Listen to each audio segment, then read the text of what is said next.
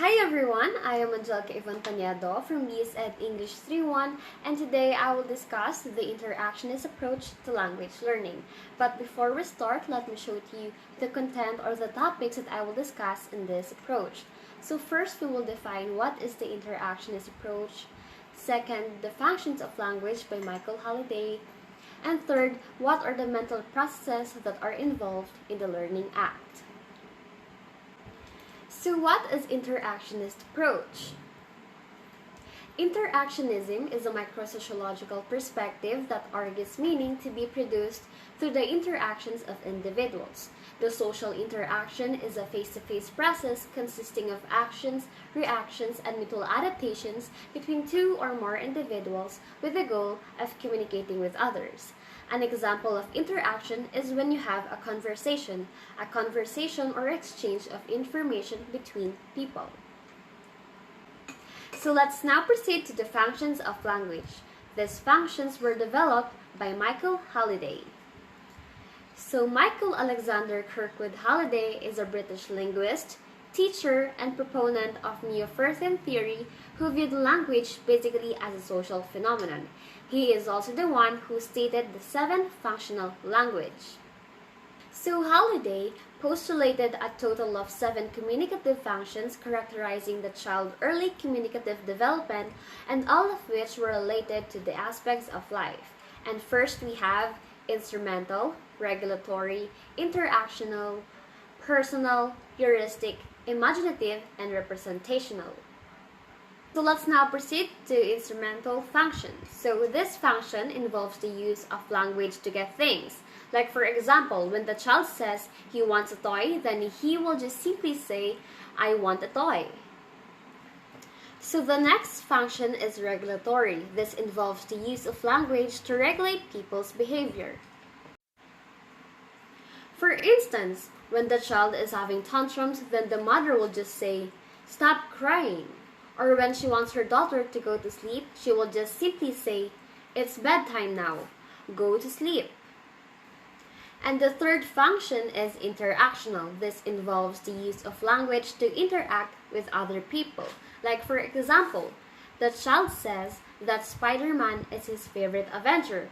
Then his playmates said that Iron Man is his favorite superhero.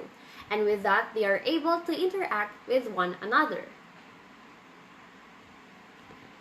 And the next function is personal. This involves the use of language to express one's feelings.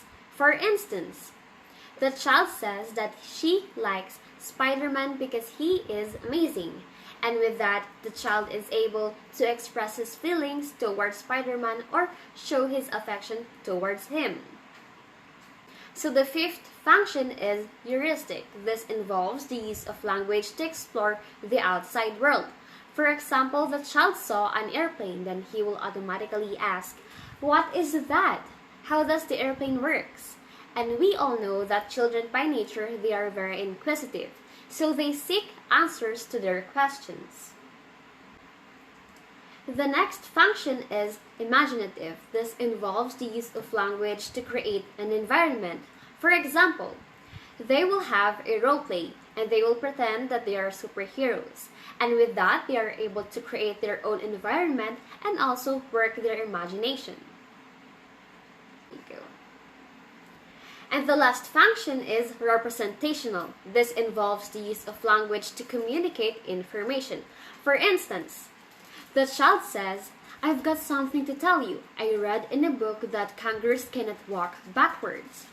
And with that, the child is able to communicate information. In 1975, Halliday established 7 language roles for children in their early years. For Halliday, children are encouraged to learn a language because it meets certain objectives and functions. So again, Halliday's functions of language are: first, instrumental. This involves the use of language to communicate or to get the things that he or she wants. Second, regulatory, able to regulate someone's behavior. Third, interactional, to interact with other individuals. Personal, express one's feelings. Heuristic, to explore the outside world. imaginative to create their own environment, and lastly, representational to communicate information. It was also around the 1970s when psycholinguistics attempts to test Chomsky's theory that were largely absorbed into mainstream cognitive psychology. Noam Chomsky suggests that children are born with an innate ability to learn language. In direct contrast to the behaviorist approach and in line with the work carried out in psycholinguistics, cognitive psychology was interested in the mental processes that were involved in the learning act. For the mental processes, first we have information processing approach, which was mainly concerned with the way human beings take information, process it, and act upon it. And this is the information processing model. This model was proposed by Atkinson and Schifrin, and this concerns how information is stored in memory and presents a sequence of 3 stages. So these are the 3 stages of information processing approach. First, we have sensory memory. This kind of memory is exceedingly brief and only lasting up to 3 seconds. This stage involves whatever we take in through our senses. The second stage is short-term memory, also called as working memory. Once information reaches short-term memory, it is filtered further. This kind of memory doesn't last long and in only about 15 to 20 seconds. However, if the information is repeated, it can store that up to 20 minutes. And the last stage is long-term memory. Although the short-term memory has a limited capacity, and this term is thought to be limitless. Several different types of information are encoded and organized in long-term memory. On the other hand, there was the constructivist approach. This is mainly concerned with the way human beings make their own personal understanding from the experiences that surrounds them. It is how they understood a certain situation. And also in the 1970s, they saw the emergences of new disciplines which brought new approaches to the study of discourse or language in use. Delheims was a linguist, social linguist, anthropologist, and folklorist who established disciplinary foundations for the comparative ethnographic study of language use. Himes argued that Chomsky's view of language did not take account of aspects of social practice related to issues concerning the appropriacy of an utterance to a particular situation. He felt that Chomsky's theoretical distinction between competence and performance did not include any references to aspects of language used in social practice.